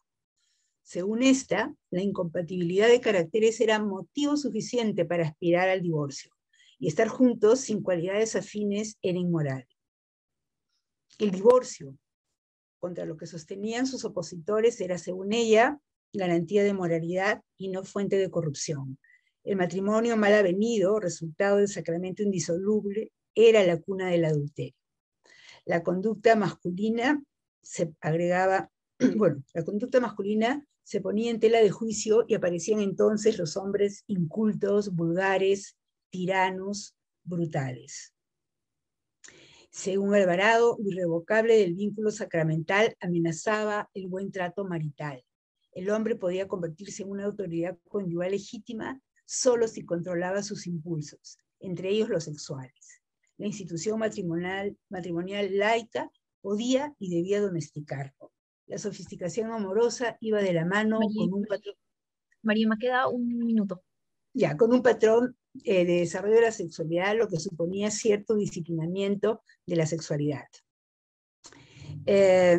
Bueno, los postulados de María Jesús Alvarado atacaban uno de los sentimientos más caros de la sociedad aristocrática. El empoderamiento femenino pasaba por una modificación de las estructuras de la relación. Ahorita termino. En 1918, la Cámara de Diputados aprobó la ley del divorcio casi unánimemente. 2 años después, en 1920, lo hizo la de senadores. Y de acuerdo a María Alvarado, en la ley de divorcio estaban en juego cuestiones importantes como la felicidad y la libertad individual, la moral pública y la privada. Declaró, comillas, creemos que la próxima legislatura aprobará la ley que ha sido sancionada ya en la Cámara de Diputados, cierro comillas. Pero las autoridades eclesiásticas y los grupos clericales organizados llevaron a las calles a las mujeres de los diferentes colegios de las ciudades de Lima y Arequipa. Recogieron firmas y se constituyeron en una oposición beligerante encabezada por el arzobispo Emilio Lizón, del entorno más íntimo de Leguía. Así consiguieron persuadirlo de conservar las leyes aprobadas en ambas cámaras, y el flamante presidente de la Patria Nueva las vetó. Gracias. Gracias, Mariema. Pasamos a la última ponencia y de ahí vamos a los comentarios y las preguntas que tengamos. La última ponencia es de Margarita Segarra y se titula Los primeros años de la Asociación Feminista Evolución Femenina. Buenas tardes a todas y a todos. Primero agradecer a Mariema la posibilidad de compartir con ustedes y de escucharlas y de compartir con ustedes la investigación en la que estoy involucrada. Y sin más empiezo. Voy a compartir pantalla. Un momentito. En este tema de los primeros años de la Asociación Feminista Evolución Femenina, es un tema que la verdad me quedó pendiente cuando investigué cómo se había construido María Jesús Alvarado como intelectual y como feminista, y hasta había llegado, y me parecía prácticamente vergonzoso no poder entender qué es lo que había constituido, cómo había funcionado esa institución en la que ella depositó todos sus planteamientos, sus objetivos para las mujeres, sus ideas, sus lecturas, y la conciencia de lo importante que era generar un colectivo para sacar adelante estas transformaciones tan necesarias para las mujeres. Entonces, el esquema es un poquito los antecedentes de evolución femenina, qué idea de feminismo tenían, qué pretendían, cómo funcionaba a nivel de sociedad, las socias y socios, vida institucional interna, sus actividades y campañas, que esto es donde me voy a detener un poquito más: propaganda, código civil, sociedades de beneficencia, educación de jóvenes proletarias, golfas, difusión de poricultura, participación en congreso, apoyos a mujeres y asociaciones feministas y sufragio. Luego ver muy rápido la red de contactos a nivel nacional e internacional y sus vínculos con feministas y asociaciones feministas americanas, y luego finalmente cerrar en las dificultades con las que lidiaron en Evolución Femenina, y ella en particular, y la oposición abierta que sufrió, y si es posible que las conclusiones. Quiero decirles que me hubiese gustado mucho incorporar una masa más grande de fuentes, pero debido al tiempo solamente he podido trabajar algunos artículos periodísticos y las actas de las sesiones completas, el libro de actas de Evolución Femenina, y algunas cartas, pero 20 minutos, ¿no? Entonces, queda pendiente, aparte estoy en ese camino, porque realmente Sofía Pachas, Inés Valdivia han trabajado, la institución que funda Soy la Aurora Cáceres, y realmente es muy provocativo intentar entender la vida asociativa, que no era nada, había muchas asociaciones que estaban emergiendo en esa época, pero entender la vida asociativa de esta institución feminista para mí era algo sumamente importante, y bueno, ahí vamos. Dejo de compartir pantalla. Bien. A nivel de antecedentes de Evolución Femenina, María Jesús Alvarado en el año 1911 en la Sociedad Geográfica hace una propuesta pública acerca de el feminismo, y ahí señala que el feminismo tiene como principio fundamental considerar que las mujeres y los hombres tenemos iguales capacidades mentales y capacidad para el trabajo. Esta igualdad en capacidad mental y para el trabajo daba pie a que ella planteara 4 reformas igualitarias entre mujeres y hombres. Igualdad en la educación, igualdad en el acceso a trabajo, derechos civiles y políticos. Este feminismo igualitario de influencias pues, de Stuart Mill, Condorcet, etcétera, europeas, tenía un otro componente que era el maternalismo, en donde, como ha trabajado muy bien María Emma en Limpias y Modernas, estaba abocada a la construcción de la madre, la mujer madre, no necesariamente biológica, sino incluso simbólicamente las mujeres eran madres de todos los niños, lo cual era un acuerdo del Congreso de Buenos Aires de 1910, al que ella mandó ponencia y recibió las actas.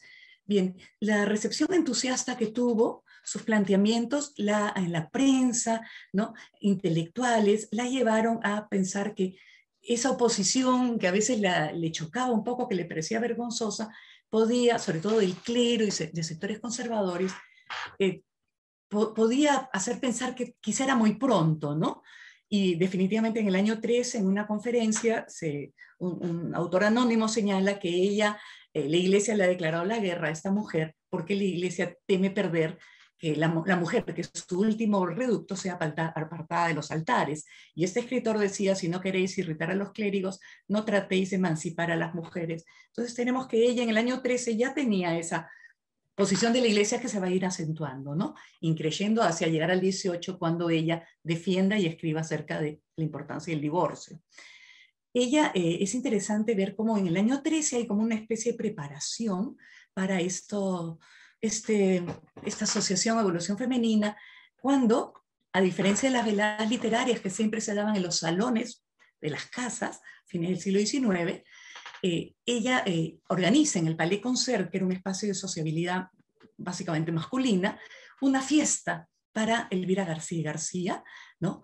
Porque son, si no me equivoco, sus 50 años de enseñanza, y entonces ella presenta quién es Elvira García García, cómo se ha autoeducado, está al tanto de la pedagogía científica, ha publicado sobre la educación del niño y la mujer, es miembro del Ateneo, etc. Entonces, invitan a una serie de mujeres que son escritoras, que son universitarias, y una lista, ¿no? Pero muchas de ellas estarán en Evolución Femenina y más, ¿no? Inclusive algunas estarán en la primera junta directiva. Miguelina Cosa, Evangelina Antay, Emilia David de Gaigue, que será la casi eterna tesorera, Teresa González de Fanning, Dora Mayer, Juana Larco de Dahmer, Lidia de McKnight y otras socias, ¿no? Entonces, ella tiene un discurso muy bonito y resalta la importancia de que es la primera vez que se reúnen las mujeres en una manifestación intelectual y moral, ¿no? Y dice, con esta reunión, esta fiesta, marcamos el movimiento inicial hacia una cultura superior femenina, ¿no? Y entonces queremos que se forme el tipo de la mujer moderna. Este apoyo público que iba concitando, quizá porque su feminismo no era exaltado, como se decía en esa época, sino un feminismo maternalista e igualitario a la vez, digamos, ella fue pensando en que ya era el momento de invitar, convocar estas energías colectivas de las mujeres. Antes de eso, es interesante que ella está ya presentando y dándole apoyo público al proyecto de ley que se estaba planteando en el Congreso por 2 diputados, José Valque y Samuel Sayán, para que las mujeres pudieran ingresar a tener cargos en la sociedad de beneficencia. Para una mujer como María Jesús, que le daba tanta importancia a la misión de la mujer en la sociedad, de apoyar a los vulnerables, a los débiles, a los niños ilegítimos, a las niñas golfas en riesgo de prostitución, a las mujeres pobres, etcétera, pues este proyecto tenía todo el sentido del mundo, ¿no? Cómo las mujeres no iban a tener cargos en donde su perfil natural las llevaba de alguna manera, ¿no? Bien, entonces tenemos que ella descubre muchos entusiasmos y adhesiones y dice que se puede generar esta sociedad, la cual cristaliza el 21 de febrero de 1914. Y dice que ha reunido por primera vez en la historia femenina un grupo de mujeres en una institución para la difusión de la cultura, de ideales altruistas y la defensa de los verdaderos intereses y derechos de las mujeres de todas las clases sociales. Quiero decirles que es una convocatoria amplia.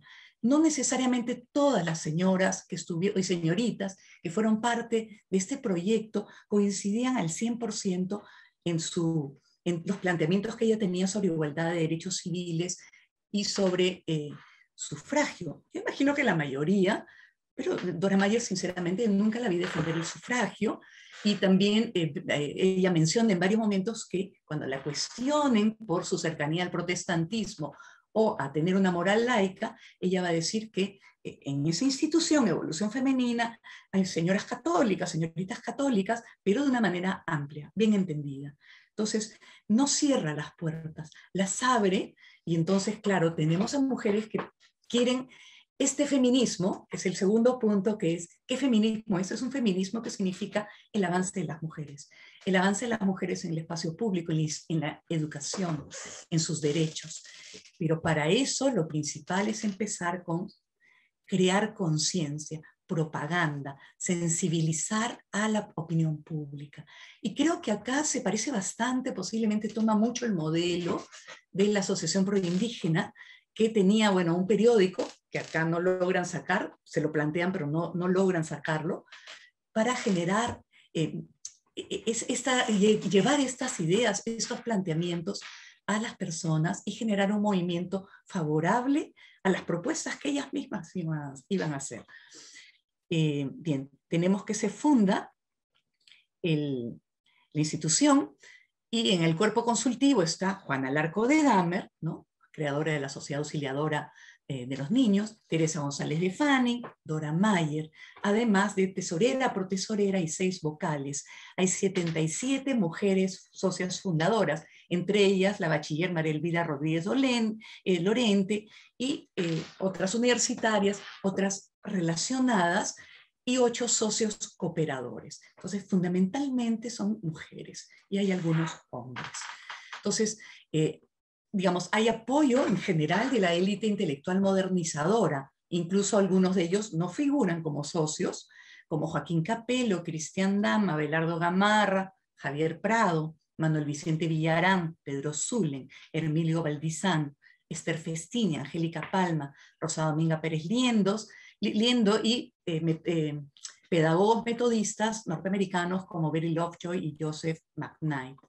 Entonces, esto es una convocatoria bien interesante y que pone al centro el trabajo de mujeres por mujeres. Si bien es también importante como ella mueve muy bien sus relaciones y sus contactos con este sector de mentalidad avanzada, muchos de ellos librepensadores y otros pedagogos. Bien. Dentro de la propuesta estaba enaltecer a la mujer perfeccionar su cultura, reivindicar sus derechos y ampliar su campo de acción, tanto en lo económico como en lo social, hasta donde permitan las condiciones sociológicas del medio. Es una evolucionista y las condiciones del medio marcan y le indican los pasos a seguir. Esa parte es bien interesante porque ella es muy, muy perceptiva, muy estudiosa también, muy observadora. Bien. Toma distancia, dice que hasta un orador sagrado, y eso es interesante porque está como haciendo un guiño a aquellos sectores avanzados, así estén incluso dentro de la iglesia. En un momento dice, 2 padres dominicos han aplaudido la conferencia tal. Y acá dice que un orador sagrado la aplaude porque preconiza un bien entendido feminismo. Entonces, quiero dejar en claro que están siempre defendiendo lo conseguido. Y entonces posiblemente habían muchas de estas mismas mujeres, de hecho hay fotos en el archivo de María Jesús, mujeres que se tapan la cara para no salir en la fotografía. Entonces, un feminismo exaltado como ¿quién? Como los sufragistas, Emily Pankhurst en Inglaterra, etc. Entonces, María Jesús, que sí tiene una visión de derechos civiles y políticos, está moderando, maniobrando para empezar por donde se tiene que empezar, que es generar la propaganda. Tiene, bien, a nivel de quiénes son los socios, tenemos es un tema muy difícil, porque hay muchos nombres que uno realmente necesita investigarlos con más calma, pero y hemos visto quiénes están en la junta directiva, como universitarias, como Miguelina Costa, o Rosa Dominga Pérez Liendo, o también Angelina Antay. Hay educadoras bastante, Juana Jansson, que es una de las vicepresidentas por mucho tiempo, ¿no? Llama también la atención, bueno, la presencia de Lydia McKnight, que estaba a cargo del Bazar Nacional, que también tuvo a Miguelina Costa en sus filas, ¿no? Vinculado a la Liga Agraria. Todos los temas se abren y muestran una rica vida de relación de esta institución. Por ejemplo, hay cartas de Leonor Espinosa de Meléndez, que es esta escritora arequipeña, que ya ha trabajado Isabel Tozán acerca de la novela Saré, la novela feminista que publica en 1915, y Leonor Espinosa de Meléndez pide ser socia y la institución la admite. Hay muchas cartas de ellas en que le cuenta, le dice, usted se reiría de María Jesús si le contara los argumentos tan absurdos para decirme que la mujer no tiene derecho a este tipo de reivindicaciones. También hay un intercambio de materiales, publica en su revista, ¿no? En el pueblo de Arequipa, perdón. En fin, Elvira García, por ejemplo, se mantiene como socia, pero no acepta ser miembro del grupo consultivo, porque ella, Dora Mayer dirá que Elvira García está un poquito con el medio, no se arriesga mucho. Es una mujer ya mayor, además, y entonces le dice, sí, yo te acompaño, pero la vida de las asociaciones casi siempre está condenada al fracaso. O sea, ella tiene una muy mala experiencia y le dice eso a María Jesús. Hay socias delegadas en Tarma, hay el diputado Samuel Sayani Palacios, socios cooperadores, hombres, socias colaboradoras, protectoras, que dan mucho dinero para después moral y trabajo, como Sara Neuhaus del Edgar, etc. Quiero señalar que es una institución que funciona muy formalmente. Si algo me llama a mí la atención es lo apegado a los estatutos con que funciona. Tal vez es su propia experiencia en la Pro Indígena, donde ella era vocal desde el año 12, o la experiencia también de otras de las socias, Cavadora Mayer, en fin, Juana Larco Dama, otras personas que tenían experiencia asociativa, pero incluso ella llama la atención sobre la importancia de cumplir con el deber y la hora, por decirlo, empezar las sesiones a tiempo. Todo queda en actas. Inclusive hay un momento en que va a haber un cierto distanciamiento con Miguelina, un malentendido, ¿no? Entonces, que luego se subsana, y Miguelina está como 1 año, 8 meses de secretaria de la Evolución Femenina. Tengo la impresión que Miguelina no era tan estricta en cumplir, llegaba un poco tarde y era la secretaria. Entonces María Jesús pidió permiso para poner a otra persona si ella no llegaba a tiempo, y se hizo todo un malestar. Y luego se arregló, o aparentemente se arregló. Pero en fin, llegó hasta Junta General, ¿no?, de asociados este tema, y luego se solucionó. Y Elina renuncia en octubre de 1915 por motivos de estar delicada de salud. Además ya estaba en la Facultad de Derecho, estaba en San Marcos estudiando, era complicado, ¿no? Hay mucha evidencia de esta renovación de cargos que luego, a medida que pasa el tiempo, y hay como dos momentos que son como el boom de esta asociación. El momento inicial, donde tienen tantas socias y están tan entusiasmados y están pagando y dando sus mensualidades y repartiéndose tareas.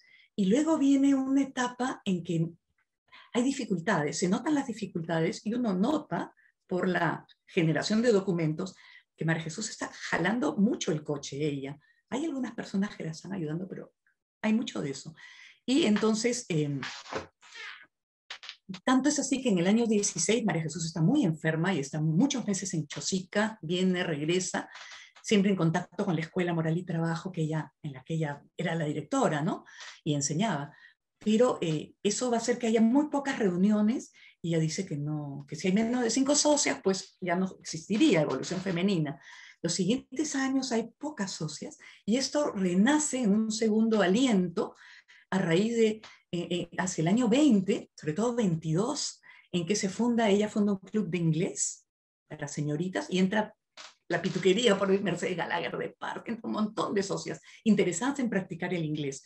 Y luego también porque ella está aprovechando una coyuntura y presentándose, que hay una comisión reformadora del Código Civil, y ella dice que va a dar una conferencia criticando las leyes que restringen el accionar jurídico de las mujeres, y que va a presentar un memorial y que pide firmas. Y fue un éxito tremendo.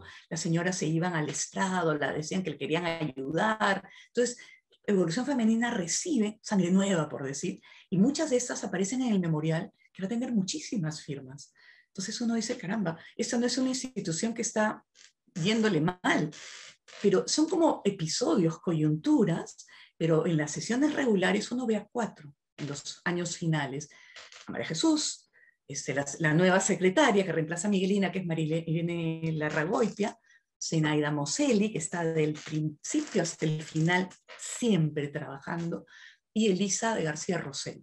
La verdad que me he propuesto profundizar quiénes son estos personajes, pero era el núcleo duro, y por momentos venía el apoyo para hacer una serie de actividades. El otro momento cumbre es cuando viene Carrie Chapman Catt, esta líder del sufragismo en Estados Unidos, que han impulsado, conseguido el sufragio femenino allá, y entonces ella ha recibido una donación grande y está viajando a Uruguay, Perú, para tratar de impulsar las campañas por el sufragio.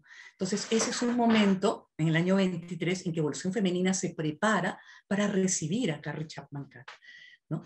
Y incluso ella se relaciona con la Federación de Estudiantes. María Jesús ha estado en San Marcos al menos un año inscrita y de alumna libre en tiempo. Se contacta con Víctor Raúl Aya de la Torre, con quien tenía una relación de préstamos de libros. Entrevisté a su sobrina nieta y me comentó eso. Y este joven, Víctor Raúl, en el año 23, todavía no lo han encarcelado ni deportado, está en la Federación de Estudiantes de San Marcos, y allí reciben a Carrie Chapman Catt y se funda el Consejo Nacional de Mujeres, en el que María Jesús era secretaria.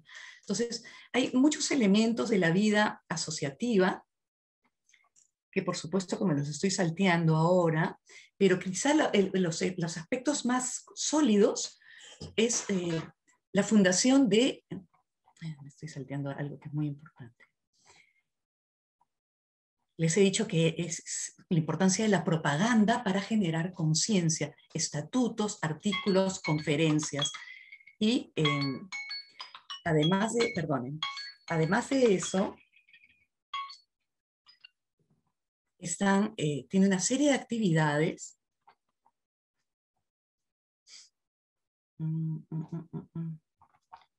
Perdónenme un segundo. Tiene una serie de actividades que van apareciendo en el tiempo, como por ejemplo, desde el principio aparece el tema del Código Civil, el 3 de septiembre del año 14, es decir, Evolución Femenina es de febrero, que se inicia, y 7 meses después ya se ha redactado un memorial, María Jesús Alvarado lo ha redactado, y lo presenta a las 2 cámaras para plantear la reforma del código. Pero este tema va a quedar pospuesto muchos años hasta que venga una coyuntura favorable y ahí es donde ella va a empezar a dar conferencias nuevamente, porque el gobierno está nombrando jurisconsultos para la reforma del código. Y es en ese momento en que ella da conferencias y firma y arma un memorial estudiando el código de 1852. Gracias. Y entonces este es el que tiene muchas firmas y lo hace llegar a esta comisión reformadora. Es interesante también la presencia de Genaro Herrera en esa misma conferencia que ella da a favor de los cambios en las leyes, porque él había hecho su tesis a fines del siglo XIX acerca de la necesidad de dar igualdad civil y política a las mujeres. La única tesis que yo he encontrado en el siglo XIX a favor de los derechos civiles y políticos de las mujeres, y acá lo tenemos como socio de Evolución Femenina, y además es vocal de la Corte de Iquitos. Bien, pues de hecho es muy largo, pero uno de los proyectos más importantes, en realidad son 2, es el tema de salvar a las niñas golfas, que luego, por influencia de críticas de Elvira García García en el periódico, lo va a redirigir a ayudar a jóvenes que son muy pobres, sin recursos, y genera un modelo de escuela, moral y trabajo, en el año 15, al que le apuestan todo. Eso es una escuela feminista, en la que se va a configurar al nuevo tipo de mujer proletaria, que tiene cursos de contabilidad, de taquigrafía, mecanografía. Ella trata mucho de conseguir financiamiento para comprar una máquina de hacer alpargatas y que ellas puedan vender esto. Cursos de temas comerciales, también alimentación racional, cursos para la madre, para construir a la madre del obrero, que aleje, como muy bien señaló María alguna vez en Limpias y Modernas, aleje al obrero de la taberna, del burdel, y lo atraiga hacia el hogar que ella tiene limpio, con ciencias domésticas. Que las ciencias domésticas han sido revaloradas y ya no se considera que es simplemente una domesticidad sin valor, sino que, por ejemplo, la doctora Cecilia Grierson en Argentina, en el Congreso de Buenos Aires del 10, ella presenta todo un plan, y ella ha estudiado en Europa, y también en Nueva York, en el Teachers College, se enseña ciencias domésticas. Entonces, la domesticidad con rango científico para generar buena esposa, buena madre, y este es un poco el proyecto de Evolución Femenina: independencia económica, valores, salvaguardar. María Jesús soñaba con tener un albergue nocturno para estas niñas, pero luego deja ya de pensar en las golfas, que era un problema. Gabolo Silesón había escrito La prostitución en Lima en 1909. Era realmente un problema grave. Entonces, Evolución Femenina se centra mucho en moral y trabajo, pero tratan de conseguir dinero para eso, consiguen socios colaboradores y protectores, pero luego los pierden. Y eso está muy relacionado con las dificultades económicas permanentes. Y María Jesús dice en un momento en el año 16, he hablado con todas mis conocencias, mis contactos, mis vínculos, ¿no? Que son tantos realmente. Pero después de conseguir el apoyo, esto cae. Y ellos me dicen que son las damas de la sociedad, que le dicen que de ninguna manera van a apoyar estos esfuerzos de algo que ellas también van a querer impulsar en el futuro. Y también viene mucha oposición de parte de sectores conservadores, de sectores religiosos, del clero, a medida que pasa el 18, el tema del divorcio, ¿no? Su defensa de que les quiten el estigma a los hijos ilegítimos, ¿no? Todos estos temas, tener simplemente una moral laica, no tener un crucifijo, su cercanía con el proyecto metodista protestante de Lima High School, son muchos temas que la ponen en la mira de las señoronas de clase alta pegadas a la iglesia, y eso genera mucha pérdida de socias. Entonces captan y pierden, y eso es un permanente, como un muñeco de nieve permanente, que se hace y se derrite. Entonces, ella lo presenta así. Hay muchos textos en estas sesiones, incluso el libro de sesiones de Evolución Femenina, donde ella dice, o sea, no se puede, ¿no? Porque incluso una reunión que ella viaja a Huancayo para que la apoyen en la dirección regional, y regresa con las manos vacías. Por lo bajo dijeron que mi proyecto era socialista y anarquista. Definitivamente ella se está acercando al anarquismo, a los obreros de Vitarte, ¿no? Pero bueno, había muchos temas desde la iglesia. Y el otro proyecto que ya no tengo tiempo de definir es tanto la puericultura con sus conferencias a nivel de maestras de Lima, que logra ahí un convenio con el gobierno después de muchísimas dificultades, realmente todo costaba tanto, y el otro tema es las sociedades de beneficencia que logran impulsar, agradecen, publican agradecimientos en la prensa a aquellos que votaron a favor en la Cámara de Diputados de que las mujeres accedan a estos cargos en las sociedades de beneficencia. Entonces los exponían, ¿no? Incluso ponían los debates que habían dicho. Entonces, finalmente en el año 15 se aprueba en Cámara de Diputados y ahí no queda, ellas siguen haciendo lobby y publicando en la prensa y persuadiendo a los senadores, y en el 22 se logra, que para María Jesús es un gran triunfo de evolución femenina. Bueno, solamente que decirles que es una institución apasionante, solamente he rascado, arañado la superficie, es una institución con una vida muy en serio, con gente muy capaz, pero con opositores muy poderosos también. Es un feminismo en donde el tema de la madre tiene un lugar central, no es algo que no importe, ¿no? Entonces eso y los derechos están concatenados. Bien, muchas gracias y disculpen que me haya pasado un poquito el tiempo. Gracias, Margarita. Gracias a todas las ponentes por sus lecturas tan motivadoras, tan esclarecedoras. Y creo que podríamos pasar a las preguntas. Yo tengo algunos comentarios, pero creo que primero los asistentes, las asistentes podrían formular sus preguntas y comentarios, y ya si da el tiempo serán los míos.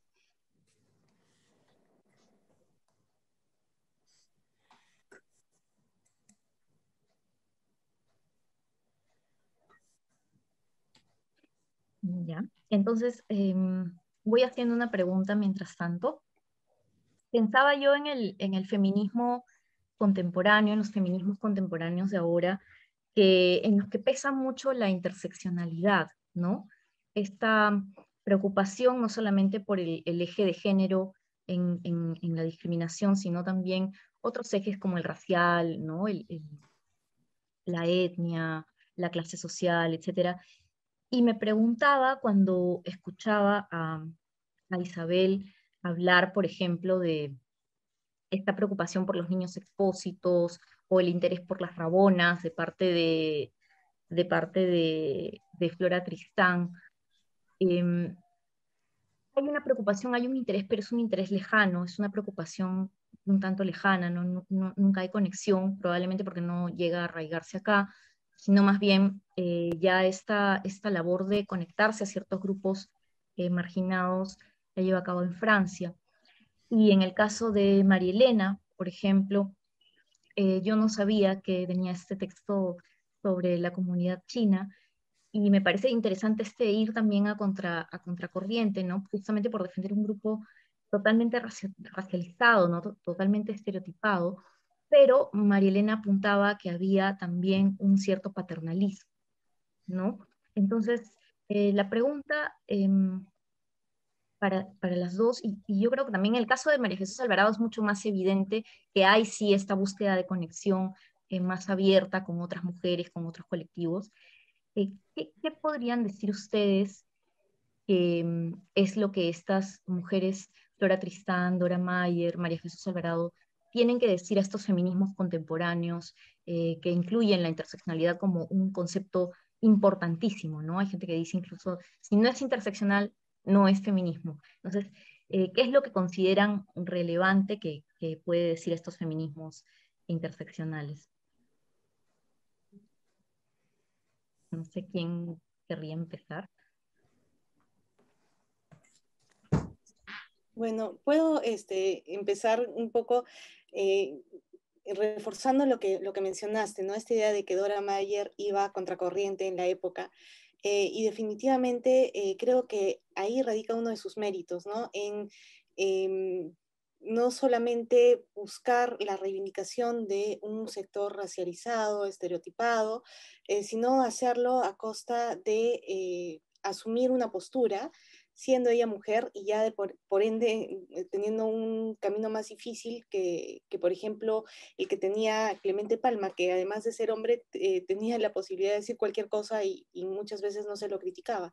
Y yo creo que si Dora Mayer viviera en este momento, asumiría una postura similar, ¿no? De defensa de las minorías o defensa de esos espacios donde se necesita alzar la voz.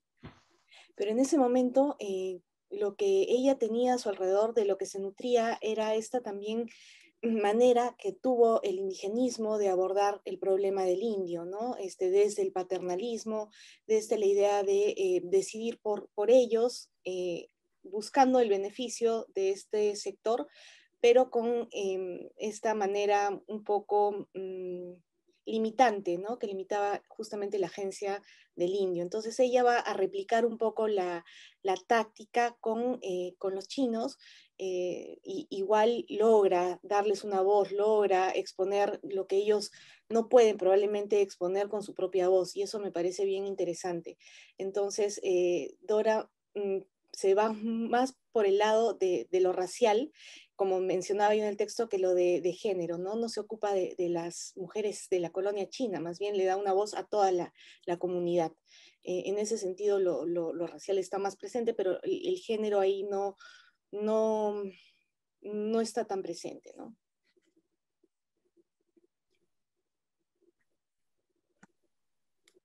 No sé si alguien más quisiera responder. Hay una pregunta también escrita, la voy a leer, para Margarita, de Amélie Zimmerman. ¿Cómo se concatena este movimiento con el feminismo actual? Gracias. Claro, es un feminismo en clave evolucionista, por eso se llama evolución femenina, es positivista evolucionista, en la línea de Spencer, de considerar que es un avance que sí o sí se va a dar, o sea, es irrefrenable, dice Spencer. Entonces María Jesús lo cita. Es muy interesante cómo cita eso y no otros aspectos racialistas que puede tener Spencer. Es un feminismo de avance y es un feminismo situado en una época en que muy poco, digamos en el 14, en que se funda Evolución Femenina, todavía no se vota en Inglaterra ni en Estados Unidos.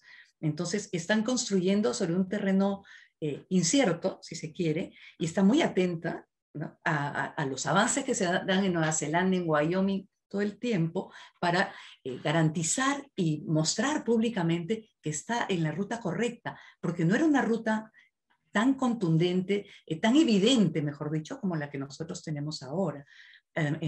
Y por otro lado, el tema de la madre, que ahora el feminismo más bien se lo ha sacudido, ¿verdad?